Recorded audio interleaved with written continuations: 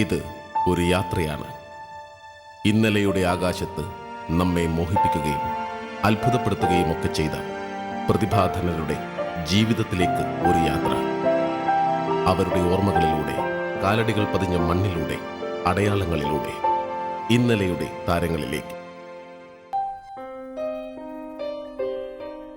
എന്താണ് ശാരംഗപാണി? ഒരുപാട് ആഘോഷിക്കപ്പെട്ട കുറേയേറെ സിനിമകൾക്കു പിന്നിലെ വലിയ ശക്തിയായിരുന്നു ഈ കഥാകാരൻ. മലയാള ചലച്ചിത്ര മേഖലയ്ക്ക് ശാരംഗപാണിയുടെ സംഭാവന 35ഓളം സിനിമകളാണ്. തുടർച്ചയായി ഹിറ്റുകളൊരുക്കിയ എഴുത്തുകാരൻ ശാരംഗപാണിയെപ്പോലെ മറ്റൊരാൾ ഉണ്ടാവില്ല. കറുപ്പിലും വെളുപ്പിലും തുടങ്ങി കളർ ചിത്രങ്ങളുടെ പുതുതരംഗകാലം വരെ സിനിമയുടെ കൈപിടിച്ച് ഈ മനുഷ്യൻ നടന്നത് വലിയൊരു കാലം. ഉമ്മ എന്ന സിനിമയ്ക്കു വേണ്ടി പേനയെടുത്ത ശാരംഗപാണി മമ്മൂട്ടിയുടെ തീരം തേടുന്ന തിര എന്ന സിനിമയോടെയാണ് എഴുത്ത് നിർത്തുന്നത്. അപ്പോൾ ജീവിതത്തിൽ ആകപ്പാടൊന്നുമില്ല. 75 രൂപ മുടക്കിയ ഒരു കൊച്ചു വീട്ടിലാണ് ഞാനിപ്പോൾ താമസിക്കുന്നത്. വെറും 75 രൂപ. അപ്പോഴാണ് രാഗിണി വന്നു.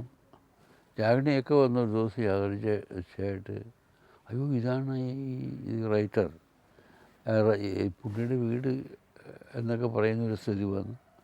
റേഡിയോ ഇല്ല, വീട്ടിലില്ല, റേഡിയോ ഇല്ല. ഉടനെ റേഡിയോ വാങ്ങിച്ചുകൊണ്ട് തന്നു. ഇങ്ങനെ ഈ ആർട്ടിസ്റ്റുകളുടെ സിമ്പതി, ഇത് ശമ്പളമല്ലേ കിട്ടുകയുള്ളൂ. 70-90 നിന്ന് 100ആയി, 110ആയി, 120ആയി, 130, 150. പിന്നെ വടക്കൻ കഥകൾ വന്നപ്പോൾ 10,000ആയി. എങ്കിലും അതിനിടയ്ക്ക് വീട്, മക്കൾ, പഠിത്തം, മറ്റുള്ള കാര്യങ്ങളൊക്കെ വന്നു കഴിഞ്ഞപ്പോൾ മിച്ചമില്ലാത്ത, അതിനിടയ്ക്കൊക്കെ സഹായിക്കുന്നത് നസീർ, രാഗിണി, ഷീല, അടൂർ ഭാസി, ഇവരുടെ സഹായങ്ങൾ എനിക്ക് ഇടയ്ക്കിടയ്ക്ക് കിട്ടുമായിരുന്നു.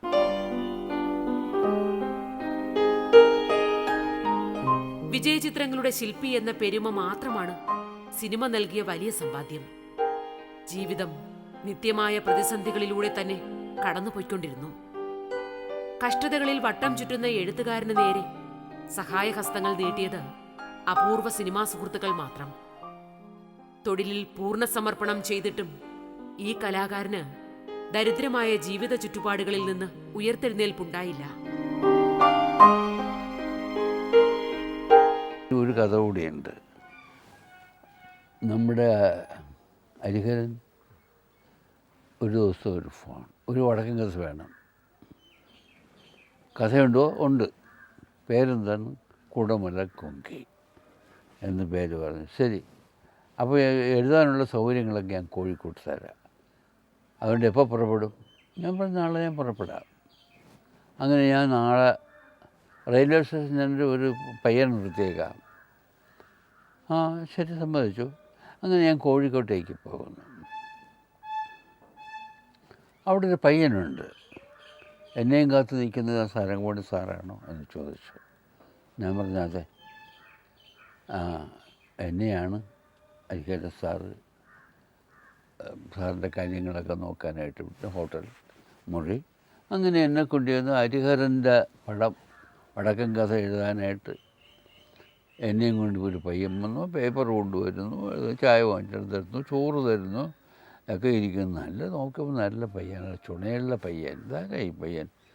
നല്ല കലാവാസന. അപ്പം ഏകദേശം ഒരു 10 ദിവസം കൊണ്ട് ഞാൻ എൻ്റെ സിനോപ്സിസൊക്കെ എഴുതി വെച്ചു. റെയിൽവേ സ്റ്റേഷനിൽ വന്നു. അപ്പോൾ അദ്ദേഹം പറഞ്ഞു മദ്രാസിലേക്ക് വരണം, സ്ക്രിപ്റ്റ് ഈ എഴുതിയ ഇതായിട്ട്. അപ്പോൾ എന്നെ കൊണ്ട് ഈ വന്ന പയ്യൻ കോഴിക്കോട്ട് നിന്ന് ട്രെയിനിൽ മദ്രാസിലേക്ക് ടിക്കറ്റും വാങ്ങിച്ചത്. ഒരു കാര്യമുണ്ട് പറഞ്ഞു, സാറേ ഈ കുടമലക്കങ്കി എന്ന് പറയുന്ന ഈ പടം വടക്കം പാട്ടെഴുതുമ്പോൾ ഒരു പാട്ടെഴുതാൻ ഒരു സൗകര്യം എനിക്ക് തരണമെന്ന്. കണിശമായിട്ടും തരും. ഇവിടേക്ക് ഞാൻ കണിശമായിട്ടും പിന്നെ അദ്ദേഹത്തോട് പറഞ്ഞോളാം, അദ്ദേഹത്തോട് സമ്മതിപ്പിച്ചോളാം. അദ്ദേഹത്തെ പിടിക്കുമെങ്കിൽ ഞാനിതെല്ലാം സമ്മതിച്ചു. അയാൾ ചോദിച്ച പയ്യനാണ് ഗിരീഷ് പുത്തഞ്ചേരി.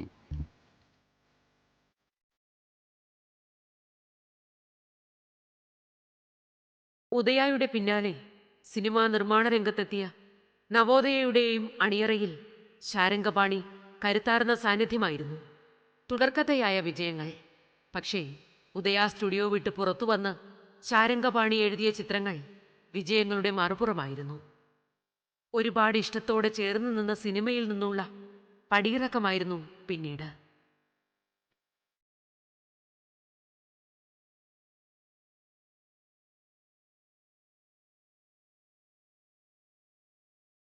അങ്ങനെ ഹരിഹരൻ്റെ മദ്രാസിലുള്ള വീട്ടിൽ ചെന്നു. അദ്ദേഹം വളരെ നല്ല പൊസിഷൻ ആണ്. MT ഒക്കെ ആയിട്ടുള്ള അവർ തമ്മിലുള്ള ബന്ധം.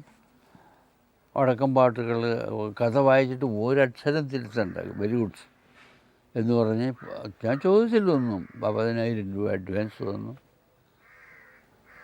ഞാൻ അവിടുന്ന് പോന്നതിന് ശേഷം എന്നെ വിളിച്ച ആളില്ലേ, കോഴിക്കോട്ടേക്ക് ക്ഷണിച്ച പ്രൊഡ്യൂസർ, അയാൾ എന്തോ ഒരു എന്തോ ഒരു കേസിൽ അകപ്പെട്ടു പോയതുകൊണ്ട് എനിക്ക് 10,000 രൂപ എൻ്റെ കയ്യിൽ ഇപ്പോഴും അഡ്വാൻസ് ആയിട്ടുണ്ട്. അത് കഥ ഇപ്പോഴും കുടമുല്ലക്കുങ്കി ഹരിഹരൻ്റെ പെട്ടിയിൽ ഉറങ്ങിക്കൊണ്ടിരിക്കും. മോഹൻലാലിൻ്റെ ഒരു സിനിമ, പ്രിയദർശനൻ്റെ സംവിധാനം, കടത്തനാടൻ അമ്പാടി. മദ്രാസിലേക്ക് ആദ്യമായിട്ട് ഫ്ലൈറ്റിൽ യാത്ര ചെയ്യുന്നത് കടത്തനാടൻ അമ്പാടിക്കാണ്. അവിടെ ചെന്നപ്പോൾ ഒരു ഹോട്ടൽ ഞാനിവിടെ ഈ മുട്ടയിൽ വെച്ച് എഴുതിക്കൊണ്ടിരിക്കുന്നയാളാണ്, മുട്ടിൽ എഴുതി ശീലിച്ചയാളാണ്. എല്ലാ ഭാഗ്യങ്ങളുണ്ടെങ്കിലും ആ ഒരു താരിപ്പിൽ വളർന്നയാളാണ്. അങ്ങനെ ഞാൻ ഇങ്ങനെ പ്ലെയിനിൽ യാത്ര ചെയ്യുന്നു, ഹോട്ടലിൽ ആൾ വന്ന് നിൽക്കുന്നു, വലിയ ഹോട്ടലിൽ കൊണ്ട് മുറിയെടുത്ത് വരുന്നു, എഴുതിക്കുമെന്ന് പറയുന്നു. അങ്ങനെ ഒരു 10-12 ദിവസമായിട്ടും ആരെയും കാണുന്നില്ല. ഈ പണം ഇങ്ങനെ ഒഴുകുകയാണ്. ഒരു ദിവസം കൊച്ചിൻ ഹനീഫായും പ്രിയനും കൂടെ വന്ന് പറഞ്ഞ്, അപ്പം ഇത്തിരി കൂടെ ഒന്ന് താമസമുണ്ട്, ഒന്ന് വീട്ടിൽ പോയിട്ട് വരാം. അപ്പോൾ തന്നെ പ്ലെയിൻ ടിക്കറ്റ് എടുത്തുകൊണ്ട് 10,000 രൂപ അഡ്വാൻസും തന്ന് ഞാനിവിടെ വന്നു. കുറച്ച് ദിവസം കഴിഞ്ഞപ്പോൾ അറിഞ്ഞു പ്രിയദർശനും കൊച്ചിൻ ഹനീഫായും കൂടെ ഈ പടങ്ങളെല്ലാം കണ്ട് സംയുക്തമായിട്ട് ചില സ്ക്രിപ്റ്റിൻ്റെ ഒരു ഫോമല്ല, അതായത് എനിക്കെൻ്റെ സ്ഥാനം സ്ക്രിപ്റ്റ് എന്നാണ്, സ്ക്രീൻ പ്ലേ. എനിക്ക് സ്ക്രീൻ പ്ലേ, കഥ പ്രിയദർശൻ, സംഭാഷണം കൊച്ചിൻ ഹനീഫ, ഇങ്ങനെ 3 പരിധികളൊക്കെ നിശ്ചയിച്ച് ഞാൻ പറഞ്ഞു എനിക്കൊരു കുഴപ്പമില്ല, അപ്പോൾ പണം ഇങ്ങനെ തന്നുകൊണ്ടിരിക്കുകയല്ലേ. ഷൂട്ടിങ് തുടങ്ങി. ഇങ്ങനെ ഇരിക്കുന്ന കാലത്താണ് വഴക്കിട്ട്